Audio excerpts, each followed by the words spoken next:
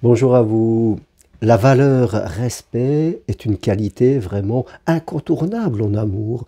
Bien sûr, peut-être que vous êtes seul et vous avez vraiment le désir de rencontrer quelqu'un. C'est quelque chose de très très important pour vous. Ou alors vous êtes en couple et vous n'avez pas du tout envie que votre couple entre dans des conflits, dans la mésentente et de prendre le risque d'une séparation. Tout ça est tout à fait normal et il faut faire attention. Maintenant, vous devez faire attention à ne pas être continuellement en train de vous suradapter à l'autre. Je rencontre très régulièrement des personnes qui ne font que s'adapter à l'autre, qui, fin de compte, ne respectent pas vraiment leurs valeurs et de façon répétitive. Comme je le disais, certes, nous avons envie d'attirer quelqu'un, nous avons le désir de rester dans un couple, mais cela ne doit jamais être au dépens de nos propres valeurs personnelles, de notre propre identité.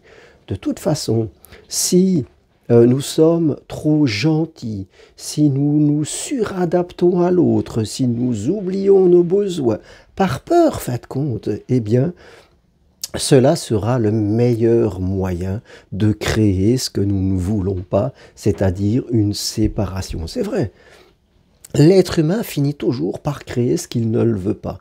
Le trop gentil ne veut pas être quitté, et il finit par être quitté. Le trop contrôlant ne veut pas perdre le contrôle, et il finit par perdre le contrôle. La personne trop effacée ne veut pas qu'on fasse d'intrusion dans son monde intérieur, et on finit toujours par faire de l'intrusion intérieure, parce que les comportements que nous développons sont basés sur la peur.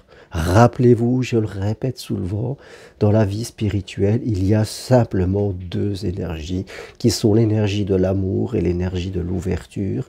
Et de l'autre côté, il y a la peur, l'énergie de la fermeture, l'énergie du non, et la peur qu'il nous arrive quelque chose. Et quand nos comportements sont trop poussés par la peur, automatiquement, nous allons finir par créer ce que nous ne voulons pas, c'est la relation de cause à effet. Si dans un couple, j'ai envie que l'autre m'apprécie, que l'autre m'aime, qu'il ait envie d'être avec moi, eh bien, ce n'est pas en me suradaptant continuellement à lui, en oubliant mon identité, que ça va arriver. Les gens en amour ne cherchent pas une ménagère, une cuisinière, une infirmière ou quelqu'un qui va se suradapter. Ils cherchent une personne qui a une identité. Et vous-même, si vous rencontrez quelqu'un qui se suradapte à vous, ça va vous créer un malaise et vous allez finir par le quitter. Donc oui, nous sommes ensemble, oui, nous nous adaptons à l'autre. Oui, l'autre parfois fait des maladresses et c'est pas si important que ça. Mais quand l'autre ne s'inquiète pas de nos besoins, quand l'autre ne s'intéresse pas à nous, quand l'autre nous fait souvent des demandes inconsidérées, c'est là où nous devons avoir de bonnes frontières pour respecter l'estime de nous. Et nous devons savoir dire oui, non, peut-être, nous devons nous positionner. Et c'est parce que nous nous positionnons que l'on sera apprécié. C'est parce que nous prenons le risque de dire non, même si on aime quelqu'un, on prend le risque de dire non, et c'est pour cela que les autres vont être attirés par nous. Et c'est pas le contraire. C'est pas parce que je ne dis jamais rien que les gens vont m'aider. C'est pas parce que je me suradapte que les gens vont continuellement m'apprécier. Non, on vous utilisera. Parce qu'on saura d'avance que vous direz oui, on vous utilisera.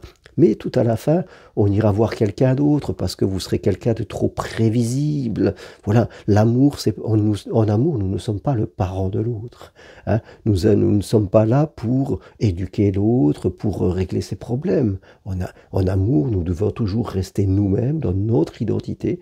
Et si l'autre fait pareil, là, nous allons vivre un couple qui va durer. Parce que notre désir est de faire qu'un couple dure. Donc, pour vivre un bel amour qui dure, nous devons hausser notre estime de nous, améliorer notre communication.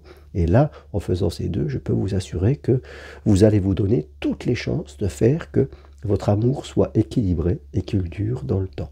Voilà ce que je voulais partager avec vous aujourd'hui. En amour, respectez-vous toujours.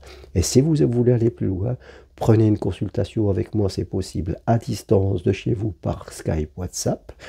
Si vous avez envie d'accompagner les autres, devenez psychopraticien en thérapie brève en suivant ma formation individuelle possible à distance en visio de chez vous. Ou alors, en 2024, venez marcher sur le chemin de Compostelle. 3 marches sont prévues, mai, juillet, septembre. Vous retrouverez tout cela sur mes 2 sites, germainrongari.com, parenthèse-compostelle.com et sur le texte qui accompagne cette vidéo. Merci, à bientôt, au revoir.